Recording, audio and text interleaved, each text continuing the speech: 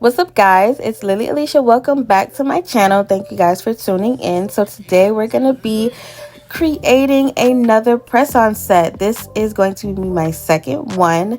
This is a previously recorded video, so this was recorded some months ago, but I'm just now posting it. So this is my press-on set number 2. So these tips, I already have the tips on the press-on stand, and I went ahead and cut off a little bit of the tips because I wanted the edges to be a little bit straighter. And so now we are going to remove the shine off of the tips and create a rough surface, so that way when it's time for us to apply our polish can adhere to the nail tip better. So that's what I'm doing here. Everything that you see me using in this video, and I mean absolutely everything, down to the matte, the pink matte that you see there, all of the products will be on my Amazon storefront. Make sure you guys go ahead and check that out. Again, it will be in the description box down below if you guys are interested on purchasing any of these supplies. And all of these supplies are very inexpensive. The most expensive thing is that nail drill that you see, but everything else is very, very inexpensive. So definitely go ahead and check it out if you guys are thinking of creating your own sets.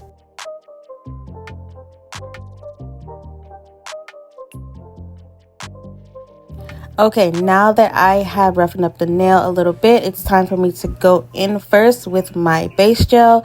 I am applying 1 coat to all 10 nails, and then I am curing in the lamp for 1 minute.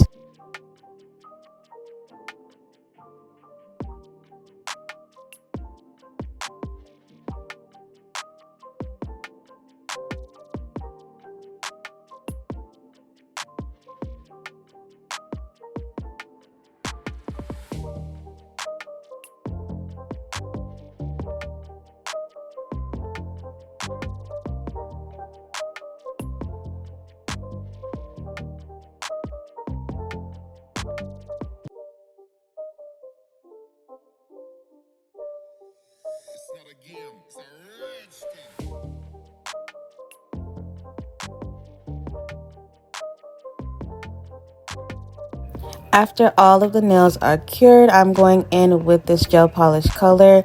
That is the number or the shade of the color on there. And I'm going to apply 2 coats of this, of course, curing for 1 minute in between each coat. And then I'll be back with you all when it is time for the design.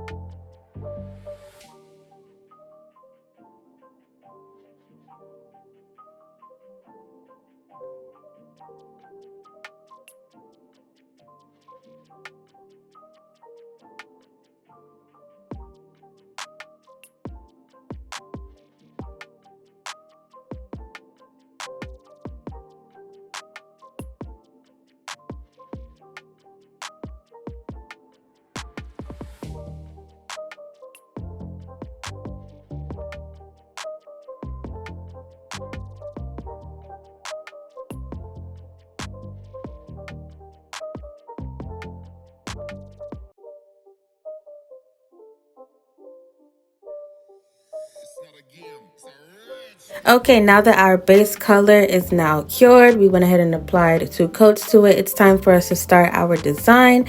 I will be using just regular white gel polish. I'm going to be applying it to the mixing palette. And then I'm going to be using these nail art brushes that I got from Amazon, of course. I wanted to try these out because these are completely new. Well, they were new at the time. Again, this is a previously recorded video. So I wanted to try these out. And on top of that, they were really, really pretty. They have like little stones in them. They're different colors for different sizes. So yeah, I wanted to go ahead and try these out with this design. Here I'm showing you guys the different sizes and the different lengths to these brushes. One thing I do love about these nail art brushes is that they are like completely straight. The bristles are really, really soft and they don't bend or break easily, but they are flexible, if you guys know what I mean. So it's really, really smooth when you are doing nail art, when you're doing lines, if you're doing a French. I like to do a lot of Frenches, so I love these brushes so much. I give these brushes like a 10 out of 10. So again, if you guys are interested on using these brushes, they're very inexpensive also. So they will be linked in my Amazon storefront, and that will be in the description box down below, of course. All right, so now let's go ahead and get into this design. So I use the orange nail art brush, which is, I believe, the longest length. And I started cutting out where I wanted the white to be. And I curved it a little bit. As you guys can see, it's not completely straight. I went ahead and curved it so it's like a curved line. And I filled it in with the gel polish brush, because of course that little tiny skinny brush, you will be there forever to try to fill it in. Now I'm just cleaning up the curved line just to make sure that everything is nice and smooth. There's no imperfections in the line.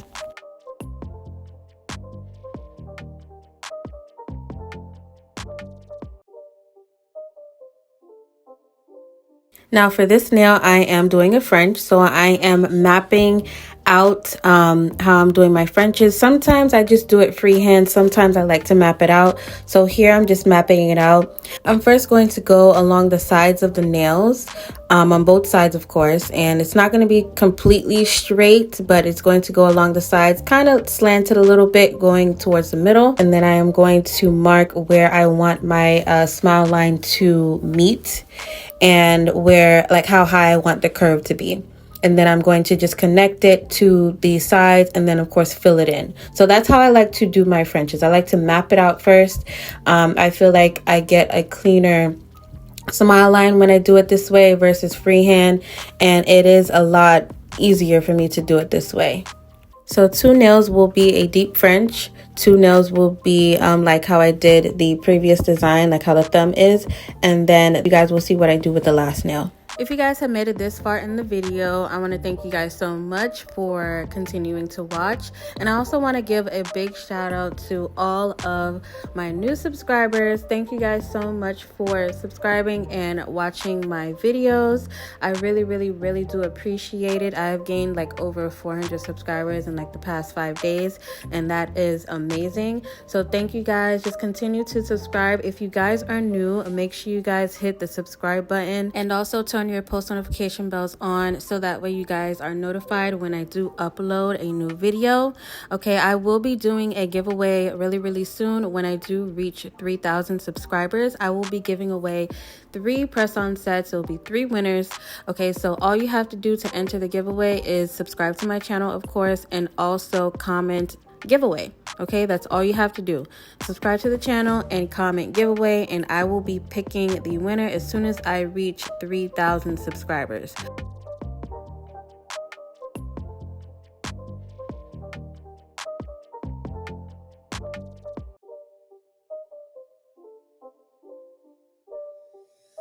Okay, so on the ring nail, I believe this is the ring finger, I'm just going to go along the sides and the free edge, and that is it. That's the design that I'm going for, because later on I'm going to be applying some stones.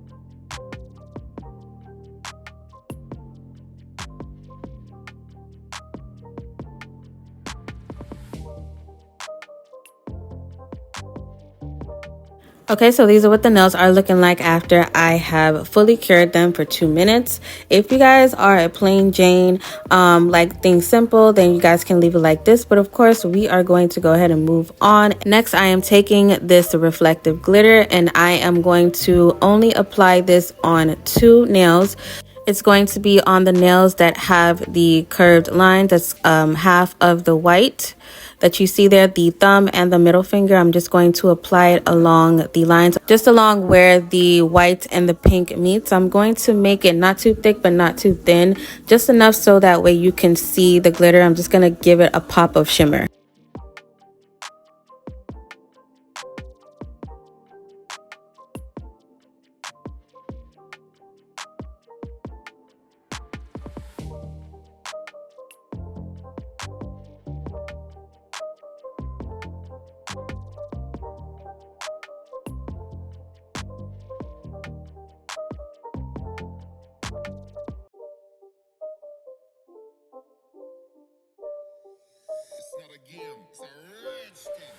Okay, went ahead and cured that, and now I'm going to go ahead and add some top coat, but I'm not going to cure the top coat. I'm going to add top coat, and then I'm going to also add some rhinestone glue to exactly where I'm going to place the crystals. I like to do it this way because I just feel like, especially for this design, I'm going to be doing a croc design after I add the stones. If you guys know, with croc designs, you do have to add the top coat prior to doing the croc design. So I just feel like with me doing it this way, doing the top coat and then not curing and then adding the rhinestone glue, adding the stones and then curing, it kind of speeds up the process a little bit versus me doing the stones first, then adding the top coat and then doing the croc design. I don't know, it just makes sense to me. Comment down below how you guys do it if you guys are also nail techs. But I'm just gonna work smarter, not harder. So yeah, we're gonna go ahead and do it this way. So I am adding the top coat, then I'm going to apply the crystal gel,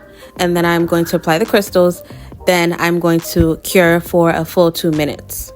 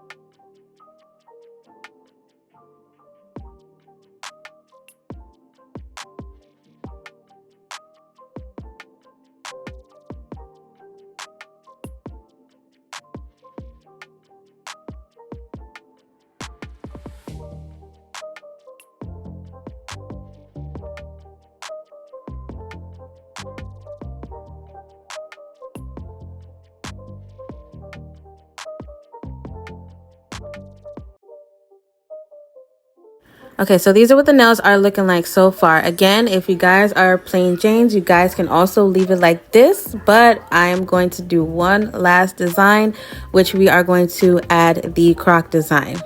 So I didn't show it in the video, but I did go ahead and add some acrylic to the gel polish so that way the gel polish does not run when I do apply the or do the croc design.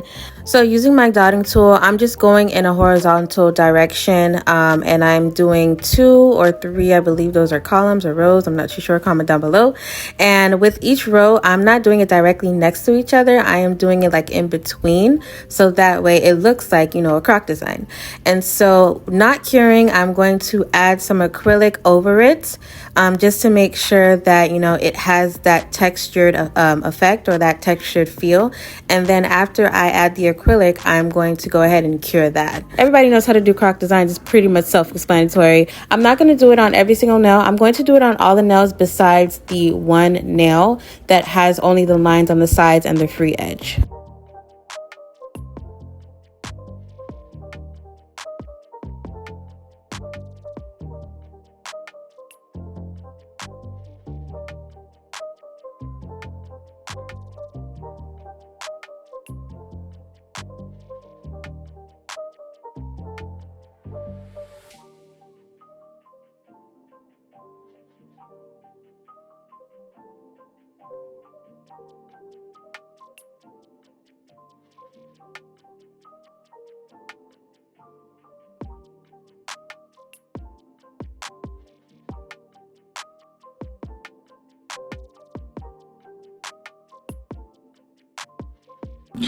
So the way how I like to file, whether it's a client, my hand, or press-ons, I like to flip it up this side, and I am going to file it like this. So I'm kind of going to file it at like an angle.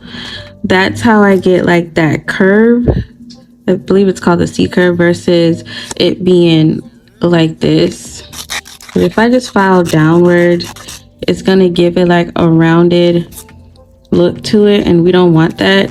So I'm gonna file this way, and you guys will see what I'm talking about. So if you guys can see, it's kind of giving that curve a little bit versus, and you can see like the edges are, or the corners are really straight versus it being rounded. Let me show you guys another finger. Now, well, this one is pretty straight, but you guys can tell the difference. I'm not sure if you guys can tell the difference. This one is kind of going more in a little bit, so it give it that moon looking shape or the C curve, versus this one that hasn't been filed. It's kind of giving it like this type of shape versus it being this way. If you guys know what I'm talking about. Now, to the untrained eye, of course, you guys won't tell the difference. You guys will be like, oh, it looks pretty straight to me. But, nail techs will definitely tell the difference. Okay, so this one is good to me. And so you guys will also tell too. You guys can tell that it's kind of slanted a little bit because of the way how I filed it versus me filing it straight like this. It's kind of slanted, so it's kind of making the corners be a lot straighter. And if you guys can see the side of that, it's going straight, and then you guys can see the side of the pinky one, it's kind of slanted. So that's why I like to file it that way. And it gives the nail a thicker look as well. You guys can see the thickness is definitely different.